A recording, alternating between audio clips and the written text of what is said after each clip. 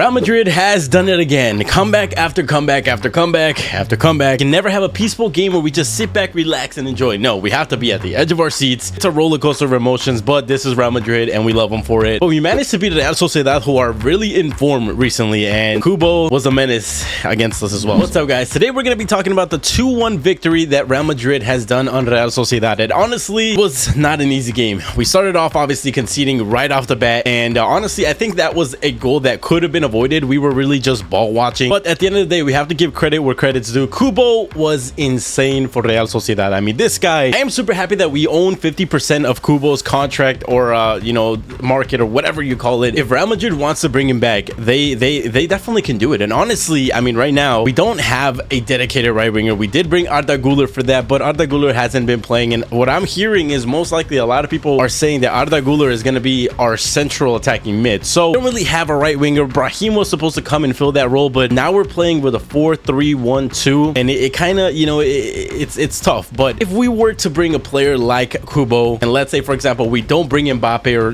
whatever happens with Mbappe, we play Vinny, Rodrigo, Kubo. I mean, just imagine that attack, all the creativity, the dribbling, and then Bellingham right behind them. I mean, it is a scary attack if you're thinking about it that way. Kubo has definitely made a name for himself. He wasn't even subbed off. They kept him on the field. They took out players like Oyarzabal, very good player for Real Sociedad. Kubo stayed on for the whole 90 minutes, guys, and this guy, I think he has proven to us and everyone who was watching the game, he has a lot of quality, and he not only dribbles and makes feints and here and there and is flashy, but he finds the final pass. That is something that is very important. 3 times in this game, maybe even more, he found the final pass for the goal, found a pass for a diving header for a player from Real Sociedad who nearly scored, and luckily Kepa kept it out. But I mean, that's the kind of player that Kubo is. Aside from that, he almost scored a banger against Real Madrid. I mean, he did score it, but lucky for us it was offside. So I mean, I don't know why Real Madrid board or the representatives don't see what we see in Kubo. I think Kubo is definitely a player that Real Madrid could have in the team. I wish one day that Kubo will join Real Madrid and take over that right wing, because I think he definitely deserves it. But other than that, from the Real Sociedad, I mean, not much that I can say about. Merino was okay, but Ais Mendes, I think that's one of their big players that you know, does a lot for them. He was, I think, average today. The goalkeeper definitely kept them in the game a lot. Definitely big props to him. Tierney did pretty good on their team, but other than that, guys, enough talking about Real Sociedad. Let's talk about our Madrid. We're gonna start from the back and move our way towards the front. Kepa today honestly was probably one of the best games he could have ever had, and to prove a lot of people wrong. So Kepa, you know, a lot of doubts with Kepa, especially being Courtois' replacement. Those are big shoes to fill up if you're trying to fill up the Courtois shoes. But I think today he did really good. He did make a very crucial save again from Kubo, passing it into the midfield, and there was a diving header that happened and he saved it. Definitely kept us in the game. Goal at the beginning, he did make the initial save. Unfortunately, it was there again for the player who he almost made a second save. But nevertheless, guys, I think Kepa today was really good, and I am very happy with that. Carvajal, I don't know what to say about Carvajal, man. Carvajal is literally looking like prime Carvajal out there recently. It just seems like he has the confidence back. It just seems like he's just back into his groove. He did make a post about that he gave up gluten as part of his diet, and I think he said that has been like the main difference maker in everything. So let's hope that he continues that, and we get the normal Carvajal, no injury Carvajal, and just the prime Carvajal throughout the season. Rudiger and Alaba, honestly today, because we conceded so early on, I'm not super happy with them. They did really good other than that, but obviously there's that scare and the concern that we're conceding so early on, and Alaba and Rudiger, I don't know. I mean, it's not fully their fault. You know, there could be some better marking from Tchouaméni, I think, too, but it's other than that early goal, I think we definitely did pretty good, I think they did pretty good. Alaba definitely had some good influence on the attack as well. Rudiger even got an attack going as well. So I think they're starting to get that chemistry together. I think we can see big things from them. Now the main man, Fran Garcia, guys. Fran Garcia today, I feel like started from here and worked his way up, because at first he seemed a little bit nervous, which is normal. You're in a Madrid shirt. I think it's normal to feel nervous, but you know what? I think his first half definitely was not the best. He had some good runs, but he also had some mistakes as well. And Kubo was just running circles around Fran Garcia. But again, it's not all Fran Garcia's fault, because Toni Kroos did not really help him out, was not able to keep up with Kubo. And in those Kubo 1v1 situations, you gotta have someone there to help you. Toni Kroos was not really doing that. Now, I don't know what Ancelotti said or what he promised him or what happened, but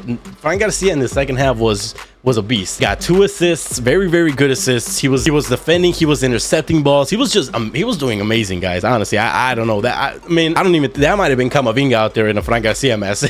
Nevertheless, I think this is definitely the confidence that we needed from Fran Garcia, because last season at Rayo, this guy was just bossing that left back spot. We were able to see the best version of Fran Garcia in the second half, and I'm excited. He's getting the confidence back. He got the man of the match. So next game, if he starts in the midweek game against Union Berlin, I think we're gonna see some very, very good things with Fran Garcia. Now moving on to Toni Kroos. Again, I already said he was having a lot of issues tracking back with Kubo, and Kubo was, I mean, Kubo even nutmegged Toni Kroos at one point. But nevertheless, all of that aside, I still think Toni Kroos had a pretty good game. He played all 90 minutes, which is kind of crazy to me, but it's obvious that he's not going to be playing in the middle of the week, so that is probably why. But you know, Toni Kroos is Toni Kroos. He doesn't have to be all flashy. He's not that kind of player. He just gets the job done, calms the game down, and he is the leader of that midfield. Center defensive mid, Chouameni, I think, had a pretty decent game. Now obviously they were attacking a lot, so this guy had a lot to do this game, but I think it was a slower game for him. He didn't do those crazy tackles or the recoveries or this and that he usually does, but I think he was just overrun. I think they were just playing the ball really, really well against him. He had an average game, I'm gonna say. Valverde, I mean,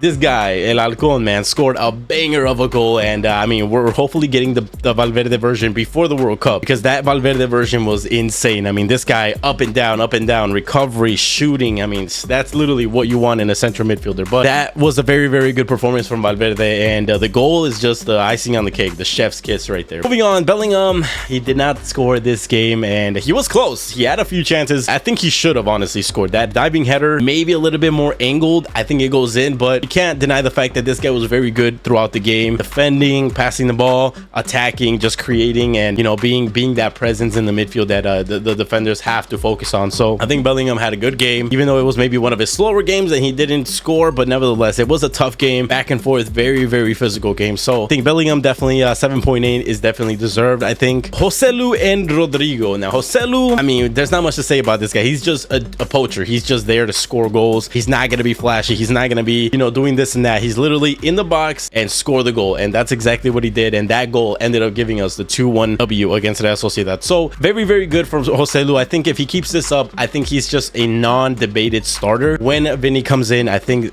we're gonna have to probably do a 4-3-3 with Vinny, Joselu, and Rodrigo. And I mean, if you imagine Vinny and Rodrigo throwing the balls into Joselu, and I mean, it's scary. It's scary because Joselu is good in the air, finisher, and then we have Rodrigo, who obviously has not scored in his last few games, but he's there and he's trying, and it's not easy because this guy, aside from having Bellingham and maybe Toni Kroos, it's kind of tough for this guy to find the spaces behind the defenders, and it's tough for him to find the goal. Most of the time what I see is he's literally just trying to bring the ball all the way from the outside of the box into the inside and score the goal, but it's tough because not a lot of people are pulling players. Like, for example, if Vinny was there, Vinny would be pulling players that side. If we had maybe a more higher caliber striker like Mbappe or someone like that, those guys would be focused on Mbappe 24/7. Joselu, I think there's probably one guy marking him, and everyone else is just on top of Rodrigo. I want to give him the space, and it's tough. I think it's going to be tough for Rodrigo to score. He'll have a good, you know, he'll have the odd goal here and there, but if he really wants to be the goal scorer, I think we need to put more presence around the other areas of the game. But we got the W 2-1. I think the positives to take from today is Kepa had a good performance, Fran Garcia, and we're getting the Fran Garcia that we pretty much purchased and hoped for. Carvajal back to his prime, I think, and is slowly getting back to there, and I'm happy because that is the best Carvajal that you can have. Valverde, I mean, golazo, and what a player he is, and great player. Form is starting to pick back up to the pre-World Cup form that he had last year. And Joselu, guys, Joselu, and I think if Joselu keeps scoring, it's just